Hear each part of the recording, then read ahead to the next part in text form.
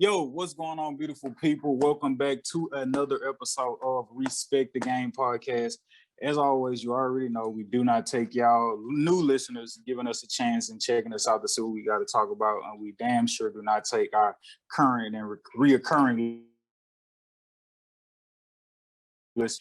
This episode is special for all our NFL draft people out there. This episode is specifically dedicated to the NFL draft. Everybody and their mama obviously has their own mock draft. This person is going here. This person is going there. He say, she say. This person did good at their pro day. But at Respect the Game podcast, we have went through and simulated the first round of the NFL draft. As you know, we've had a handful of takes already throughout the episodes. This episode 27, we've had a handful of episodes so far where we've said something way before everybody else, and these pro Hall of Famers from various different sports has went and said the same exact thing as us. So we're not saying that they're taking what we're saying, but we're just saying you can, get ahead of the curve here at Respect the Game podcast. As always, my name is Edward. That comes from a great decision made by my mother to name me after my pops, my OG. Triple salute and shout out to my grandmother too, because she played a part in who I am today. Probably going to also start to insert that in here. But yeah, man, please make sure you go out, follow at EMACStats, EMCSTATS, Twitter, Facebook, YouTube, Instagram. Just type that in. You're going to get all your up-to-date sports coverage, whether that's high school, whether it's pro, whether it's college. I'm going to give it to you straight. And so, yeah, but as always, again, nickname on the podcast is Nathaniel, because I am Nathaniel without my brethren on this here podcast. So without further ado, please introduce yourself to the people. And Sean Hoy is a man, charismatic, good excellence. Well-rounded objectivity at its finest. Yo, it's Black Peace, the one and only, the host the most, blows the most smoke already. Also the hip hop plug, also the rap plug. Check me out on Spotify, Apple Podcasts, and you already know what to do, baby. Bro. It's your boy, Coach Johnson here. I am the husband of Jordan. I'm the father of Harper and Deuce. I'm here to bring the controversy. I'm here to help you see things a little differently, help you to reason out some of your thoughts. Glad to be here. Mm-hmm. Good evening, beautiful people. I am the one and only Sadistic Xavier Miles, and on behalf of me and the brothers, I want to say once again, thank you so much for tuning in. We love you and we thank you so much. Please continue to tune in and take it away, Christian. So I'm going to take it this time because for the second week in a row, we have a guest with us, and we have brought in a man that hails out of the great state of Louisiana, out of Baton Rouge, Louisiana. Moved to Florida, grew up in Florida, Orlando, then Jacksonville. This guy is a sports aficionado. He is a two-time state champion in football. He's a state champion in track and field. He went to school at the University of Florida to study sports management, interned all-pro sports and with some of the best sports agents in the game. Decided to go on to law school at Marquette University, and now works. I'm not going to say the company because he's up high in there. He don't, but he up high in one of these great big companies you guys would know of, making big cheese. But he's a sports aficionado. My big brother, my day one from day one, Raphael Johnson. Raphael de la Ghetto. Hey, gentlemen. I appreciate the warm introduction. Christian did me well, and I appreciate that. And just happy to be here, man. Like Christian said, I've got a big sports background. Have worked and been a part of sports damn near all my life. I hope I can, use a little profanity on the pod, course, so yeah. I don't want you guys to get fined by the SEC or anything like that. But yeah, man, so worked in sports for a while. Had the pleasure to work for a sports agency out in Denver, Colorado. Worked in the athletic department at the University of Florida when we had, won a couple of championships in football and basketball. So worked in minor league baseball for the Jacksonville Suns, who are now the Jacksonville Shrimp. But yeah, man. So been around sports for a while. Big time NFL fan. Currently live in Chicago, and call that city home. So happy to be here, guys. Thank you. Right on. So real quick, Ralph. So like the Jacksonville Shrimp, was that like a diss or is that actually their mascot? That is actually the minor league baseball team in Jacksonville. That's their name, the Jacksonville That Shrimp. that is a horrible mascot name to the Jacksonville. By far one of the worst. By We far also one of have the the worst. No Houston shame. Skeeters, so I don't know. Oh, that's the baseball team, the Houston Skeeters. I think I'll take Skeeters over Shrimp any day of the week, personally. Yeah, I'll take Skeeters too. Pause. Whoa. Big pause. Slow it down. All right, Ralph. So before we get into the draft, just like where does your fandom lie? What does your sports bias lie? Like whether it's basketball, football. Well, we can start with football. Like, what team are you rooting for? Who is your favorite player? Tom Brady or Patrick Mahomes? Like, how do you feel about those things? Absolutely, man. I'm a big fan of the game of football. It's what I grew up playing. Favorite football team that I'm following constantly 24/7 has to be the Florida Gators. I'm a big time Gator fan. So that's where the college football allegiance lies. When it comes to the NFL, we grew up in Jacksonville. So, of course, support the Jags. But I'm a big Saints fan, man. So who that? That's where it lies. But I currently live in Chicago, like literally blocks away from Soldier Field. So had the opportunity to work in some capacity around the Bears organization, and doing some work, through and with and for them. By allegiance, I have to support the Bears too. So those are definitely probably the three squads that I kind of rep in the league right now. This definitely isn't gonna be your last time on the podcast. We're definitely gonna bring you back on as the Respect the Game podcast grows into our sports betting segments. Oh, for sure. You like Sean Hart Izzo bets on games I guess for recreational purposes often. Vegas as well. My boy, he does Vegas as well. So obviously we're gonna bring you on when we start talking about betting and so on and so forth. Absolutely. I know you bet, pretty consistently, or you do it for fun. Can you disclose what's the biggest amount you've ever lost or the biggest amount you've ever won, like in sports betting? Can you disclose that number or a ballpark? I think you froze a little bit.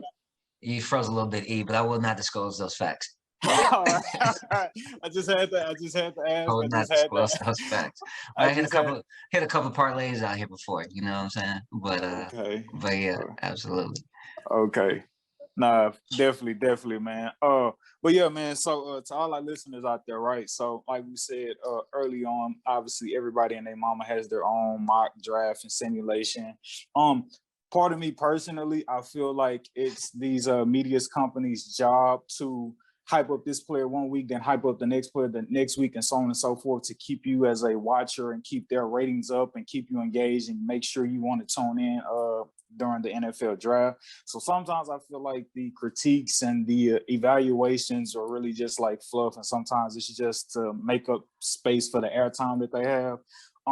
But here on the Respect the Game podcast, we have all taken 5 to 6 teams, and we have decided to be the GM for those teams for this year's 2021 NFL draft. Respect the Game mock draft 2021. So yeah, man, we'll just get into it. First pick on the board was the Jacksonville Jaguars. Christian had control of that team. Who did you decide to go with, Coach Johnson? Went with Trevor Lawrence. Has been no secret. We've said that it's the reason why Urban came to Jacksonville, and Trevor Lawrence. Okay. At the number at the number 2 pick, the New York Jets had that pick. Sedacious was controlling that team. Sedacious, who did you decide to go with at the number 2 pick and why? What with Devontae Smith? And why? Because I feel like he's dynamic and he's gonna add to the Jets' dynamicness, even though they have none right now. And also, I'm looking to maybe use him as collateral for something else later. So, yeah, we'll see. Okay. So was that like a chess move, or like are you banking on Devontae staying with the Jets? Or are you using him for bait to make some other stuff happen for you? Yeah, I'm looking to use that as a centerpiece for a blockbuster move I'm hoping to make. Okay. 3rd pick, San Francisco 49ers via Houston. Coach Johnson was also controlling the San Francisco 49ers. Coach Johnson, who did you decide to go with at the number 3 pick? I went with Zach Wilson. On our board, he's the second best quarterback. And if people go back in my Twitter, when the 49ers traded up to number 3, I actually tweeted out that this would be a possibility because I knew that the 49ers and the Eagles both had ties to the brass in New York, and both of them were trying to get to number 3 pick. So my assumption was if they're both trying to get to number 3, neither one of them are trying to get to number 1 or number 2. They must know something about what's going on in number 2, and that means that it might not be a quarterback at number 2 that's being taken. So, hey, Zach Wilson is the quarterback of the future there. So, Matt LaFleur has Aaron Rodgers in Green Bay doing great things with this offense, and now Kyle Shanahan has his version of Aaron Rodgers. Okay. So then after Coach Johnson picked Zach Wilson, we had Ralph, our draft expert analyst. He had control of the Chicago Bears via Atlanta. Ralph, who did you decide to pick at the 4th spot for the Chicago Bears? Yeah, I think it all really starts with the move by Sedacious, and throwing a monkey wrench in the draft a little bit.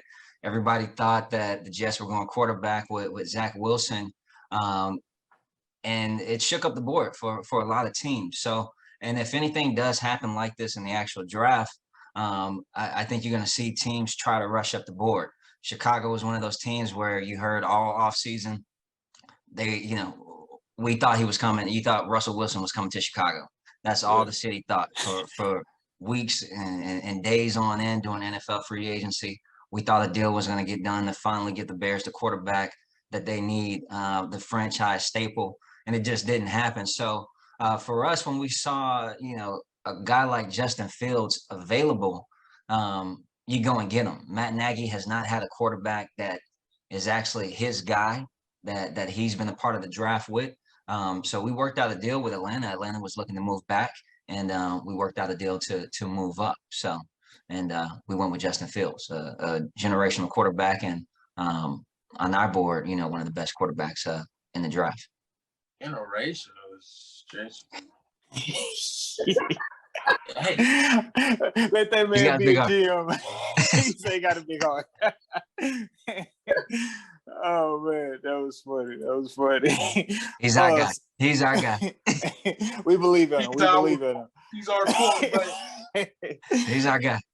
Yeah, man. So after the 4th pick, Ralph had control over the Bears and taking Justin Fields. He also had control over the 5th pick that went to the Cincinnati Bengals. Ralph, who did you decide to go with at the 5th overall pick for the Bengals?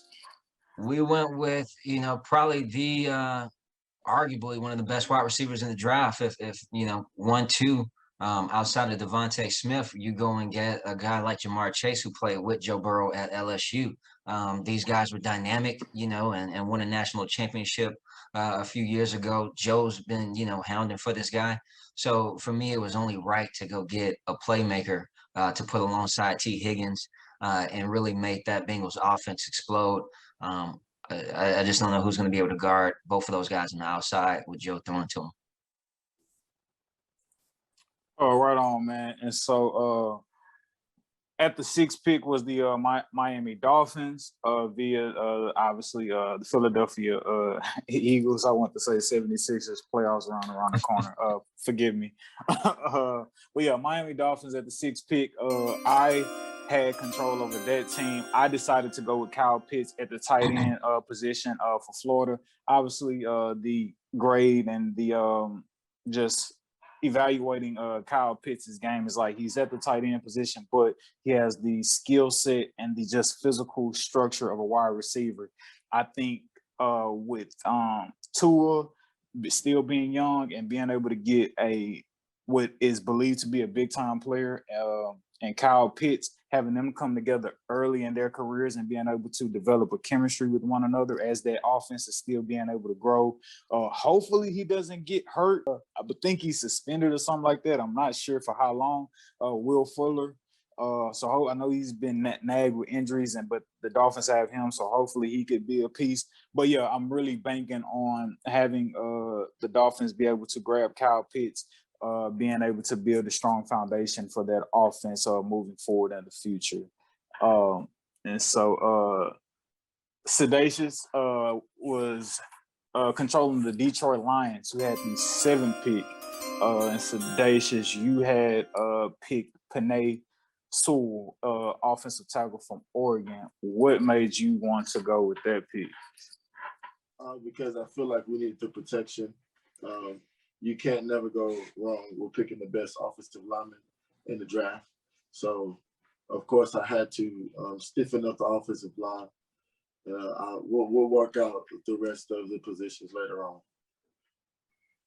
Right on. So at the 8th pick, Ralph had control over this team. And make sure you talk about that trade too that was that allowed you, Ralph, to move up to the 8th with the Patriots, the trade you made with the Cardinals, Carolina Panthers. So yeah, who did you decide to go with at the 8th pick for the New England Patriots, Ralph? And so I think this was part of the quarterbacks moving kind of down the draft, which I didn't necessarily expect. The Patriots had a need, the Denver Broncos also have a need at 9. And, a lot of people talk about Bill Belichick never moving up and giving away draft capital to go snag a quarterback.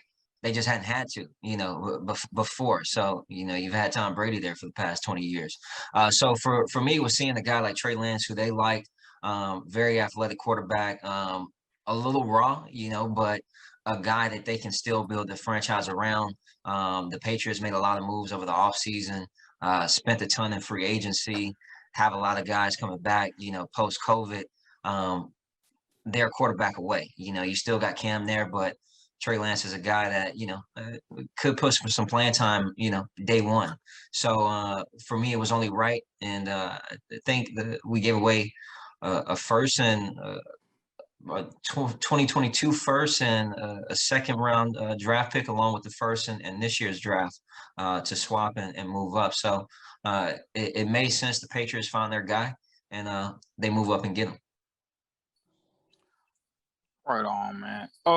So Ralph, right? So I know you're the GM of this team and you're trying to draft accordingly, right? Now I would say I haven't really watched his highlight tape that much since the first time that I watched it. And I remember last year, I want to say that was against James Madison. I could be wrong, Christian, when I had watched him.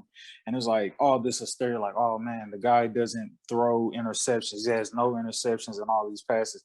But I really feel like, dude, like the offense and his capability is I don't know if it's necessarily predicated off him just being a supreme thrower of the football, more so than it is dude can just constantly create yardage with his feet. So are you sold on him actually being able to get it done with his arm, Ralph? Or do you just think he's overall, athletic with his feet?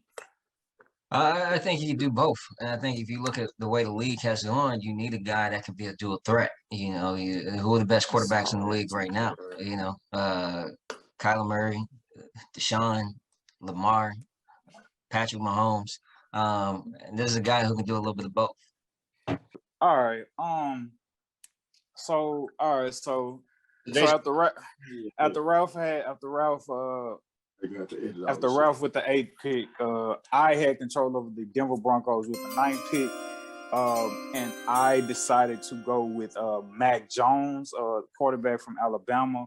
Now, I know people are like, oh, well, they relatively got like a new quarterback with Drew Lock. I don't think you can necessarily be sold on Drew Lock right now. And I don't think it hurts to bring in another young quarterback to see if you could have something far better than Drew Lock. Maybe bringing in Mac Jones may put a little bit of fire under Drew Lock and make him feel like he has to really compete and play a little harder. Or, hey, maybe him having this full season under his belt, he's able to take things away, learn from him. He may improve. But I don't think if I'm the Denver Broncos in that situation, I don't think it hurts to bring in another quarterback to see if you have someone else that is ready now as opposed to what Drew Lock has been able to produce in one game. So that's why I chose to go with Mac Jones from Alabama for the 9th pick for the Denver Broncos. So Sedacious, at the 10th pick, Sedacious had control over the Dallas Cowboys with the 10th pick. And obviously, it was only right that he had control over his Cowboys. Sedacious decided to go with Rashawn Slater, offensive tackle from Northwestern. Sedacious, why that move for your Dallas Cowboys? Because did you see my man's leg get snapped last year?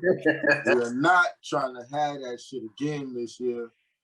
The first thing I'm doing is trying to stiffen up the offensive line, and then maybe I will address the problems that we have on defense. But first things first, we need to protect our quarterback that just got rich as fuck.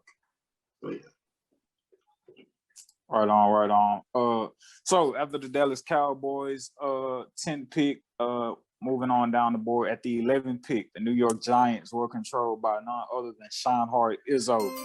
11th pick for the New York Giants. Who did you decide to go with? So at the 11th pick, we went with Michael Parsons from Penn State.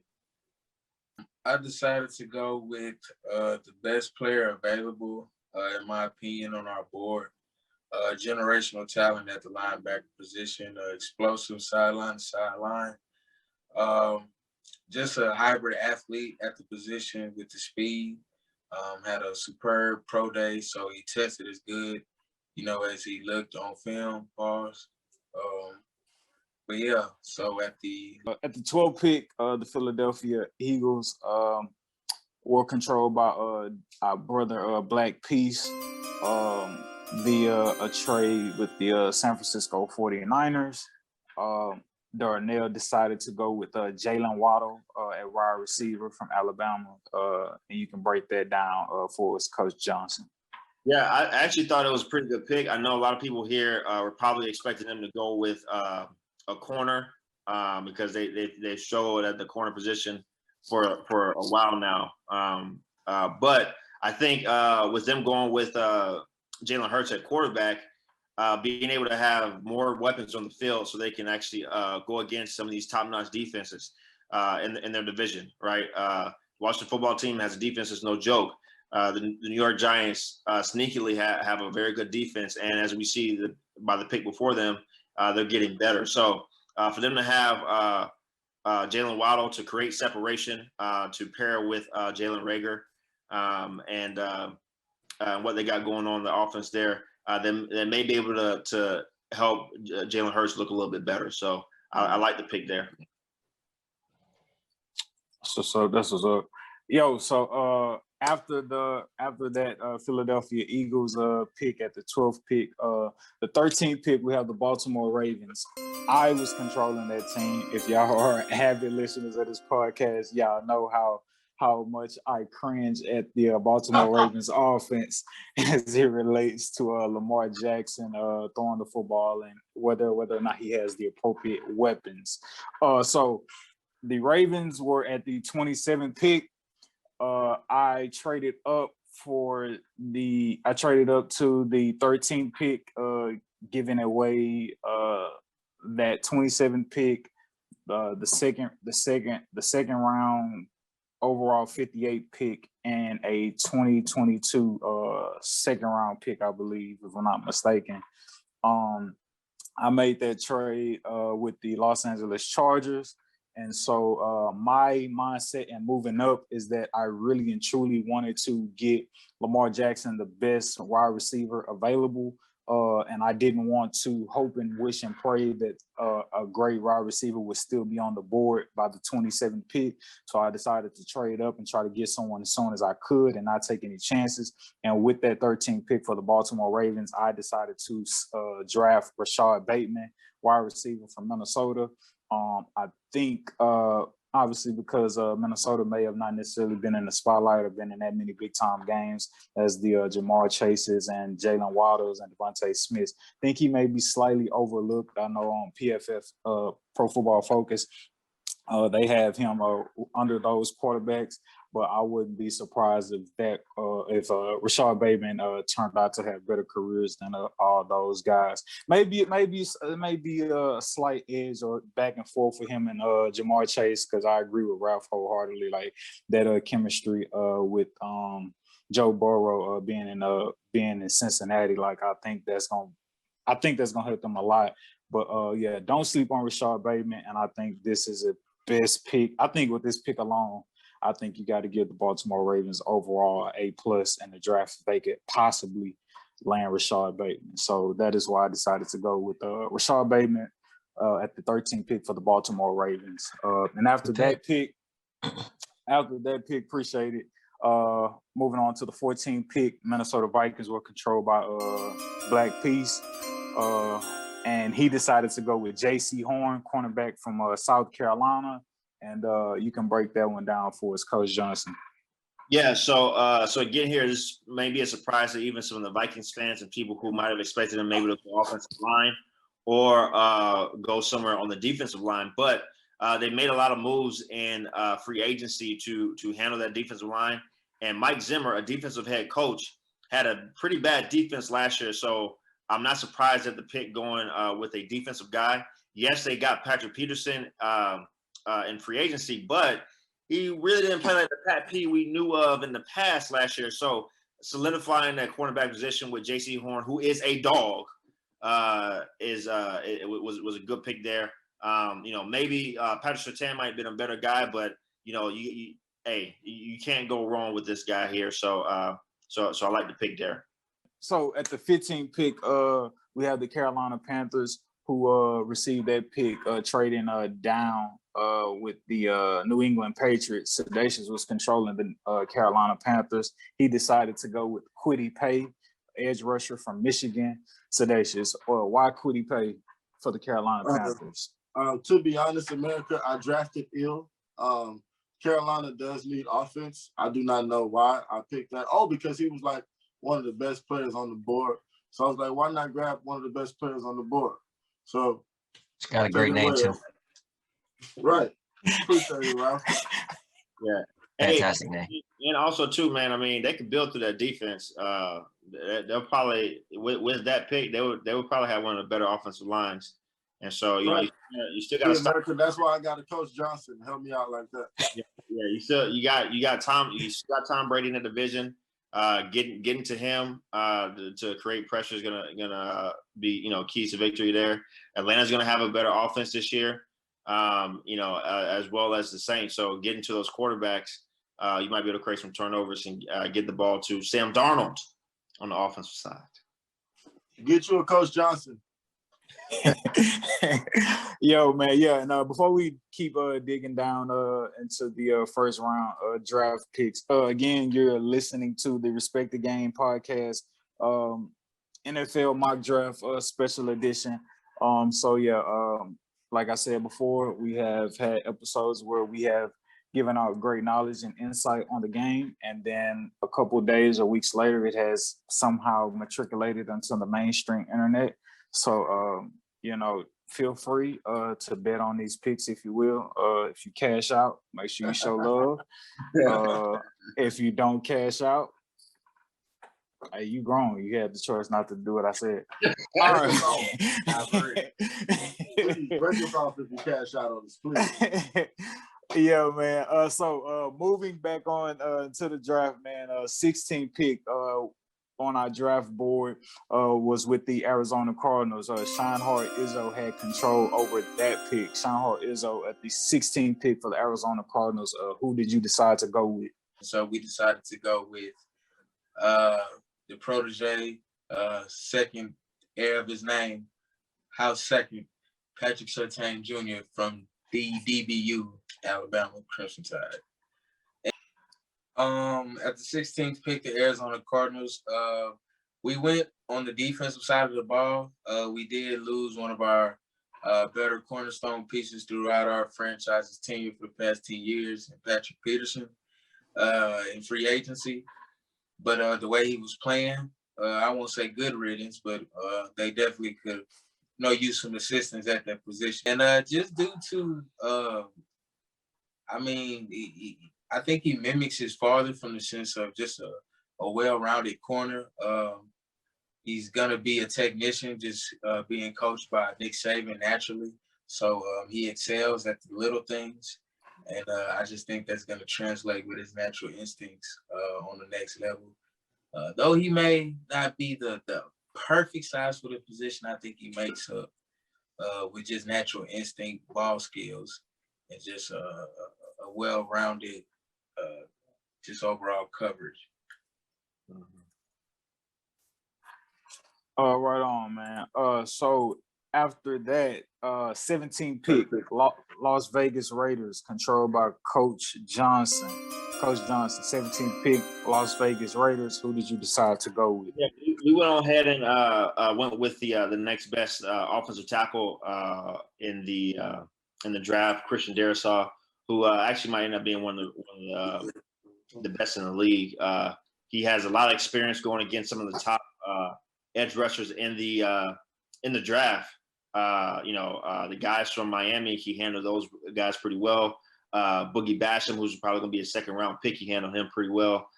So he has a lot of good experience. We got rid of a lot of linemen during free agency, so we got to retool that line so we can try to put some points on the board and win some games in the NFC West or AFC West. Sorry. Right on. Next up, 18th pick, Miami Dolphins, controlled by myself.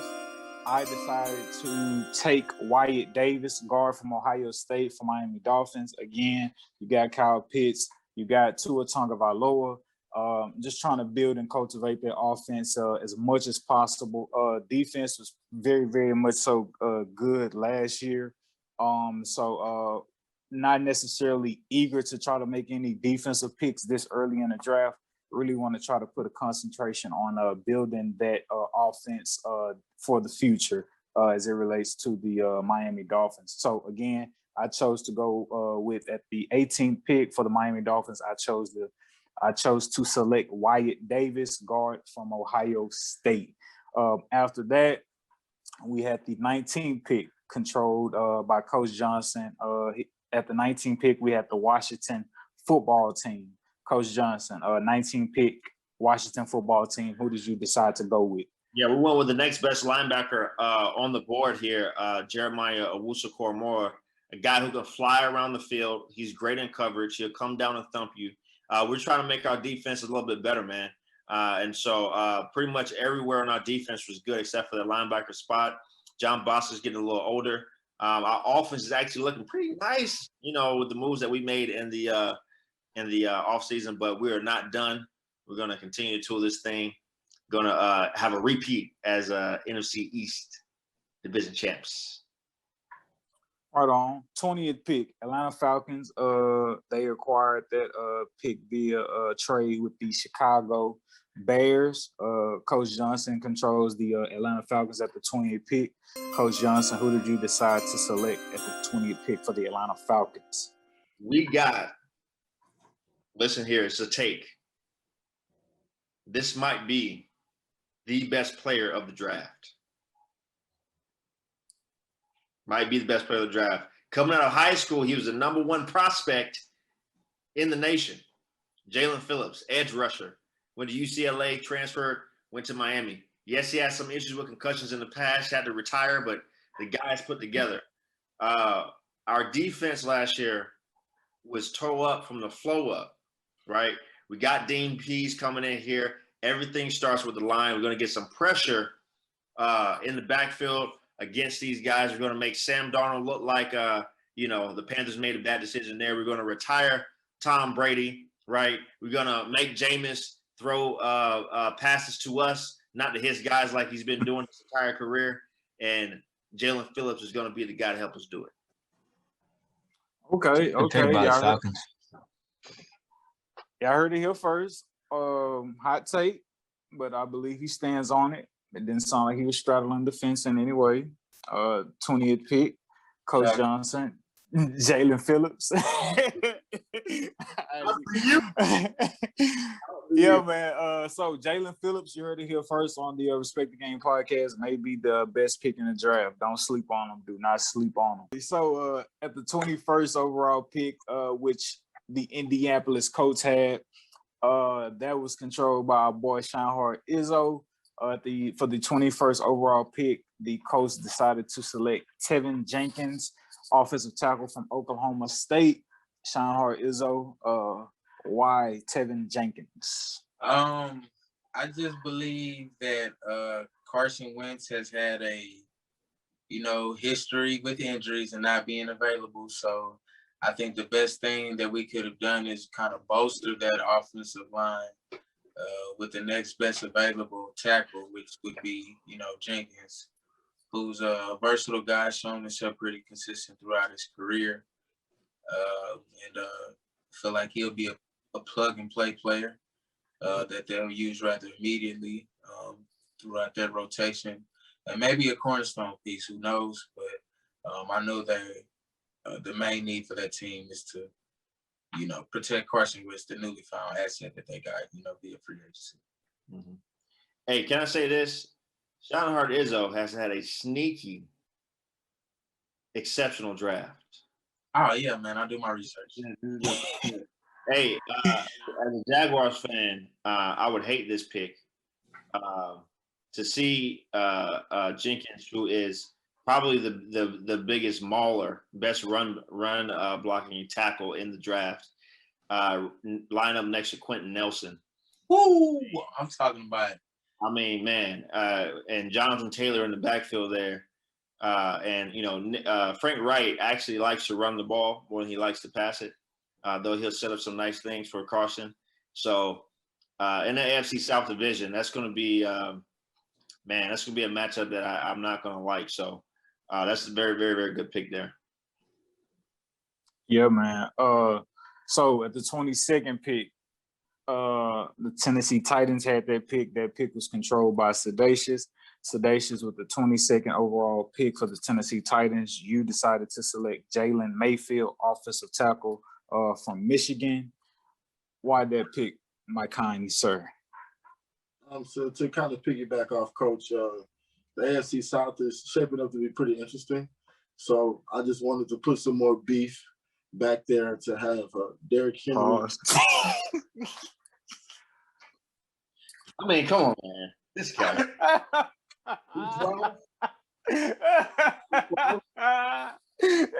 Bro, it wasn't enough that you said beef. You said put some more beef back there. So to beef up the offensive line for Derrick Henry, I was trying to give my boy Lawan some help, and so I'm addressing the need, and yeah. So we are. They want to run the ball. They want to continue to be run first offense. So I want to help them do that. Yeah, and I like that too. Bringing the big house to the south. Both tackles now will be Michigan men. Yeah. I like that. Man. Alrighty, man. So the 23rd pick, the New York Jets had that pick via trade with the Seattle Seahawks. Sedacious, you also controlled the 23rd pick for the New York Jets. You decided to go with Caleb Farley, cornerback from Virginia Tech. Why that pick for the New York Jets? Again, addressing a need. I wanted to beef up the defense. Y'all was gonna give me that. Hey, Isaac, he thought about it and he looked at you. He was like, he's not gonna let me say it. Right. I do it. I'm like, God damn it. Who I'm sitting next to. Why would you say it again? Bro, I didn't say the same thing. I just knew it was gonna come out. So anyway, I'm addressing the need as far as the defense. So we'll see what happens for my picks later on. But yeah, right now I'm addressing the need that we need on defense, which is a corner. We haven't had one sufficient enough since Darrell Reed. Yeah. Hey, and this is the best corner that you guys will have talent wise, and he might be as good as Darrell Reeves. I know that's a large take, but he has the talent for that, the size for that. Obviously, the back injury is why he slid, and figure that out. But I would love to see what he can do in that defense there with Robert Saleh. Right on. 24th pick, Pittsburgh Steelers. Christian, Coach Johnson controlled the 24th overall pick for the Pittsburgh Steelers. Coach Johnson, who did you decide to go with? Well, Pittsburgh at number 24. This is a analytics no what I did, but I decided to go with Naji Harris, the best back in the draft. And hey, That's who? The best running back in the draft, Naji Harris. This is debatable. Is he not? I mean, hey, that kid out of North Carolina, yeah, there's I like Javonte Williams. There's an argument to be had there, but the size, the speed, the catching ability, the dynamism is definitely there. We haven't had a bet like this since Lev Bell. Our last game, him threw the ball, I think 63 times or something like that. He's getting old. We gotta surround him with weapons. As far as offensive line, yes, I know a lot of people would want us to choose an offensive lineman at this point. We felt that the premium offensive linemen were already chosen at this part. And so we decided, hey, let's go ahead and help out with getting that next running back. Coach Johnson, you also controlled the 25th overall pick, the Jacksonville Jaguars. You got that pick from the Los Angeles Rams. Coach Johnson, who did you decide to go with for the 25th overall pick for the Jacksonville Jaguars? Yes, well, this is the pick that we traded Jalen Ramsey for here, and we decided to go with Kadarius Toney, right? Urban Meyer has talked about providing, getting speed on the offensive side of the ball. Kadarius Toney 4.38 at his pro day, a lot faster than what people thought he would have ran. He is a guy who could take it to the house at any point. And so we were surrounding Trevor with weapons. We already have DJ Chark, Laviska Shenault, and Marvin Jones. So he doesn't have to immediately come out and be the number one guy. We can work him in, and we can just, have weapons on weapons on weapons on the field and really change this thing in Jacksonville. Right on. So 26 overall pick. Obviously, the Cleveland Browns are coming off, I guess you could say, a historical season that they haven't had in a very long time. They had the 26 overall pick. That pick was controlled by Black Peace. He decided to go with Elijah Moore, wide receiver from Mississippi, Ole Miss. Coach Johnson, break that pick down for us. Yeah, so this is kind of a surprise pick again for most folks, but this pick does make a little sense. You already have Odell there. You already have Jarvis Landry, and you want to say something real quick? He was one of the slot guys. Am I correct? Or Elijah Moore? Yeah. Okay, I'm just checking. Yeah. So you already have Odell there. You already have Jarvis Landry. Adding this gives Baker Mayfield another weapon, right? He's coming up on contract year here, and you got to score points. So yes, they still have that two-headed monster in the backfield, but adding this here, we're coming up on the end of Jarvis Landry's contract. So this could be his replacement long term. So, beautiful people out there listening, we are slowly creeping towards the end of the first round on our NFL mock draft. So we're going into the 27th pick.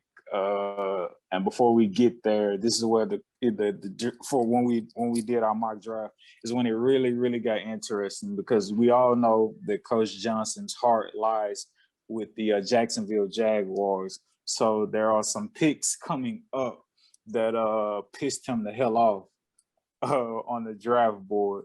So going into the 27th overall pick, which was controlled by Ralph, our mock draft expert analyst. He was controlling the LA Chargers, and he made the trade with me, who was controlling the Baltimore Ravens. He's at the 27th overall pick. Ralph, who did you decide to go with for the 27th overall pick, controlling the Los Angeles Chargers? We went with Elijah Vera Tucker, interior offensive lineman out of USC. This kind of came down to a value pick. To me, the Chargers could use some offensive line help. Justin Herbert was sacked a lot last year. He's a franchise quarterback. They've got a lot of other pieces. Arguably, they could have used another wide receiver. Whether Mike Williams would be there long term is questionable. But, I think O-line is a priority for that organization. And Elijah Vera Tucker was a little too hard to pass up from a value standpoint at this point in the draft. Big offensive lineman, nice interior fit. And it's a guy who, can fight for some early play time there. So that's why we went with Vera Tucker early on. But Coach Johnson, why do you look so disinterested? I don't. Okay. Actually, while he was talking, I was thinking about what that 33rd pick gonna be.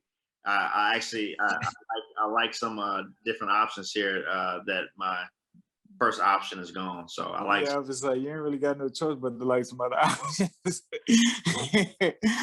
So moving on, 28th overall pick, New Orleans Saints was controlled by Ralph. Also, Ralph, 28th overall pick for the New Orleans Saints. Who did you decide to go with? For the Saints, a couple of needs for the team right now. Quarterback, you got Drew Brees retiring, so quarterback is a big need. Wide receiver, they need some other, firepower in that department as well. But also cornerback, the division has changed a little bit. Brady's throwing it around left and right, and this team has kind of transformed to the point where the defense has to really hold it down for the Saints week in and week out. They can still, score points, but in order for them to be elite, I think you're going to have to rely on a strong defense. I think they need some cornerback help. Greg Newsome is a guy who, has played well in a conference like the Big Ten. He's very versatile at the cornerback position, can play zone, can play man, good feet, slightly undersized, but he's a guy that can play multiple positions for a team that plays a lot of dime. To me, a value pick you couldn't pass up. A lot of the other, premium wide receivers were taken at this point that I felt, you can still find some value at the wide receiver position later in the draft. So I felt that you kind of had to get one of the better cornerbacks in Greg Newsome. Right on. So after that 28th pick, we move on to the 29th pick of the Green Bay Packers. That was controlled by me. I decided to go with Terrence Marshall Jr., wide receiver from LSU. A value piece. The Packers, obviously, that was on their list of needs going into this draft, a wide receiver. There were other receivers out there on the board. Obviously, Devontae and Jamar were taken. And I like this pick because I just like his size. And so you look at his highlight tape, he can catch contested balls, he can get open. And so working with Aaron Rodgers is not like you have to do much because he's going to make your job somewhat easy with his throwing capability. So I think this was a no-brainer for the Green Bay Packers. If they get this opportunity to take Terrence Marshall Jr., I think they need to jump on it at the 29th overall pick. So, I decided to pick Terrence Marshall Jr., wide receiver from LSU, for the Green Bay Packers at the 29th overall pick. Then we move on to the pick 30 the Buffalo Bills, controlled by Sean Hart Izzo. 30th pick, Buffalo Bills. Who did you decide to go with? I decided to go with a need pick. I believe the Bills, it was evident that they needed help on the defensive side of the ball. And I believe, with the new head coach that they have, they'll be defensive minded, and this player will have the chance to be coached up pretty well. So I went with a linebacker out of Missouri, Nick Bolton. Probably, arguably, one of the more instinctive linebackers in the draft. Was around a lot of PBUs. Had 2 interceptions over the past 2 years over his tenure there at Missouri. And I just believe, he has things you can't coach, like I said, instincts. But I believe he'll have the opportunity to grow as a player within that defensive scheme that they have.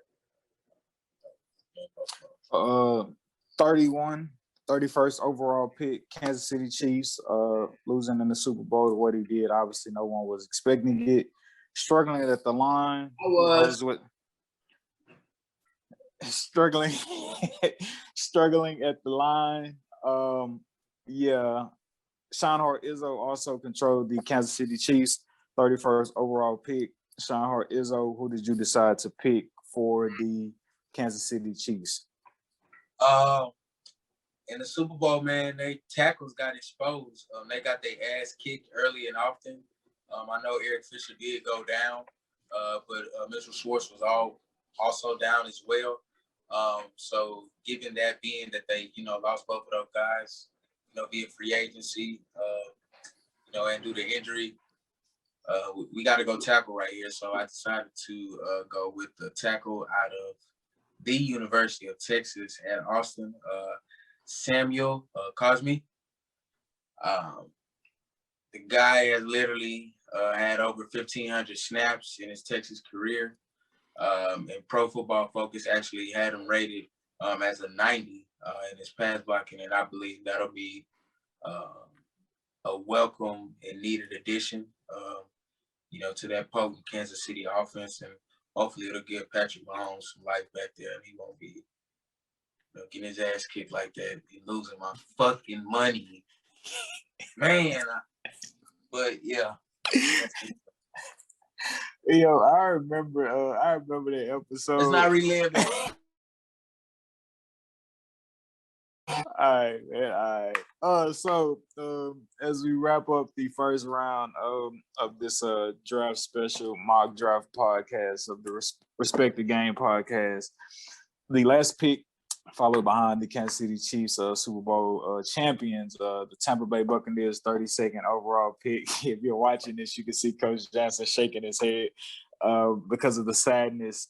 Immediately, we didn't do the second round draft picks, but after the 32nd overall pick with the Tampa Bay Buccaneers, the very next pick, the 33rd overall pick in round 2, goes to the Jacksonville Jaguars. And obviously, like we said, Coach Johnson is biased in trying to build up his Jaguars. But good thing I was born at night and not last night. So me controlling the Tampa Bay Buccaneers, some of the needs for the Bucs was a quarterback, defensive interior, and safety. They were fortunate enough to keep most of all their defensive key players, if not all. And I say, if I'm the Buccaneers, I am riding the Tom Brady train till the wheels fall off. I'm not trying to plan for the future. I'm going to try to. I was about to pull the sedacious. I am going to try and surround Tom Brady with as many weapons as possible. And so I decided to go with a tight end from Penn State, Pat Freiermuth. Forgive me if I'm saying your name wrong, dog. But yeah, Pat Freiermuth. Fryer. Freiermuth. Get it right.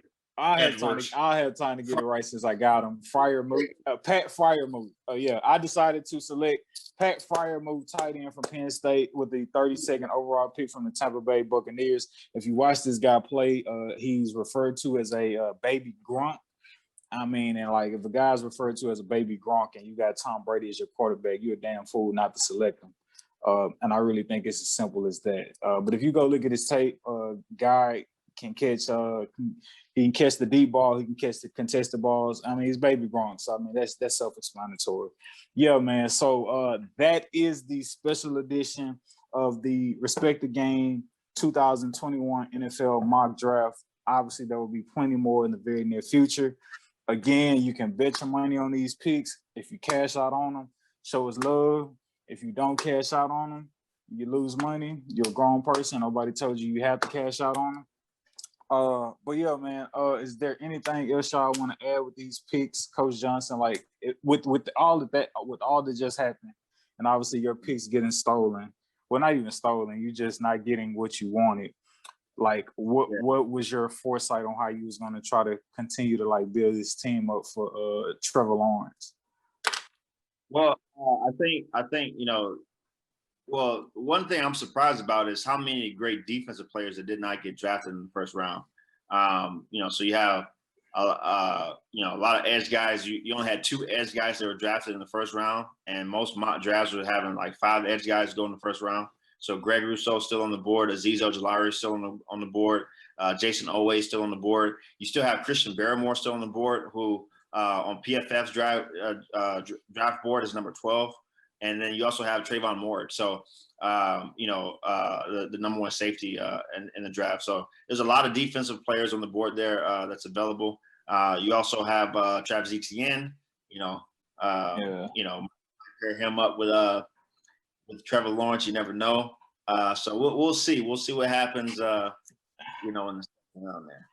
Live the rapper. You only got to make 1 pick. We just did the first round, so you only got to do 1 pick for your Dallas Cowboys. But going into next week's draft, what would make you happy as a Dallas Cowboys fan? Like, what do you want to see the Cowboys actually do in the draft that would comfort you in thinking y'all gonna do something this year?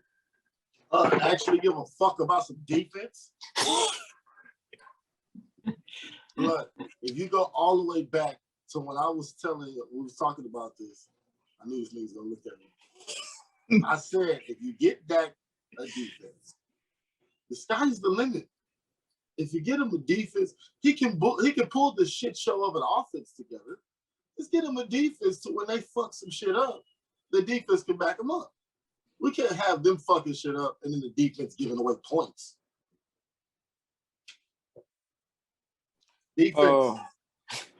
Defense.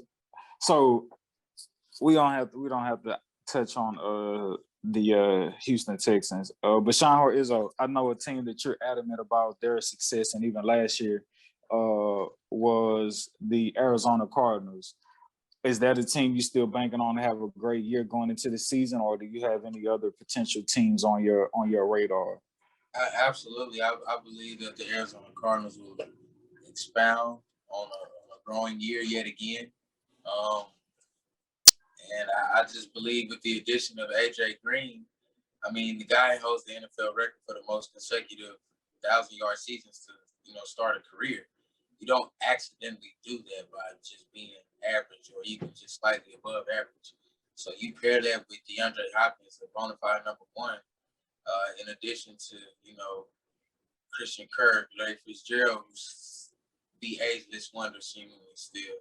And with Isabella, who also has 4.3 speed, I just think that offense has got that much more potent. And if the draft does shake out the way, I do plan it, if they do end up getting Patrick Surtain Jr., I just think that they'll definitely be making some noise in the NFC West, man. And it'll be a division that it'll be up for grabs, most definitely. Right on. Yo, Ralph, so with all these picks that we made in the first round, obviously nobody took the Florida guy, Kyle Trask. Is there any potential landing spot you see for Kyle Trask that could work out in his favor long term? I see Kyle Trask as a round 2, round 3 draft pick. I I could see him coming to a place like Chicago, or even the Saints, if they don't handle, the quarterback position early and draft up to take him.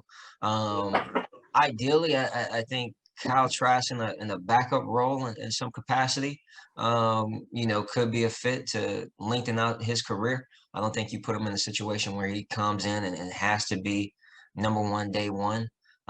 Which is why I kind of like a situation for him like the Saints, with a coach like Sean Payton that could scheme him up.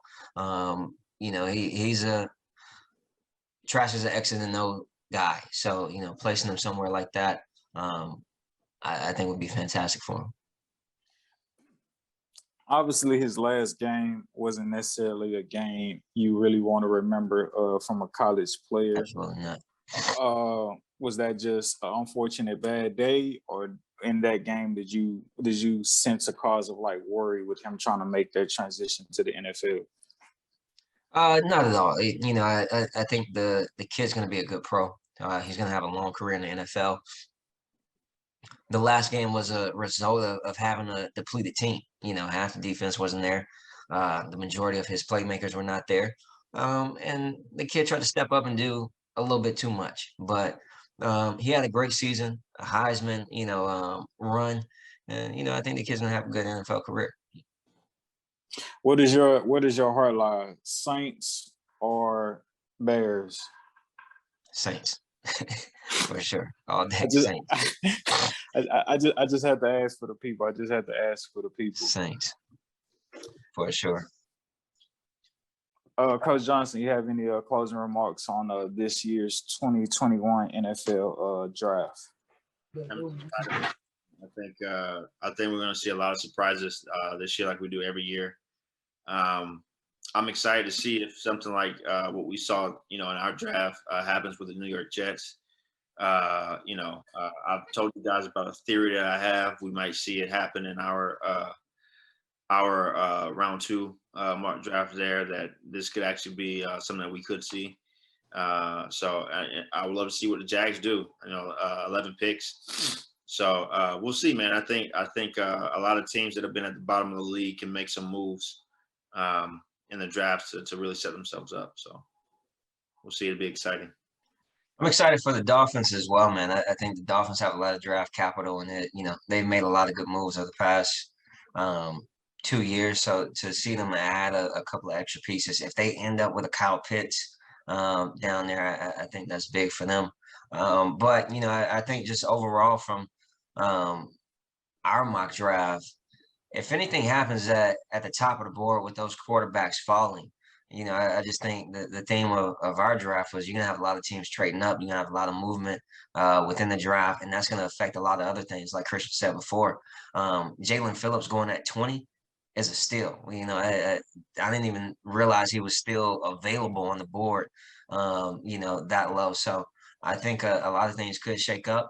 And, I think we gave the people an eye into possibly what will actually happen in the draft, because I think somebody is playing some games, and there's definitely some teams that will try to rapidly move up to get the guy that they want.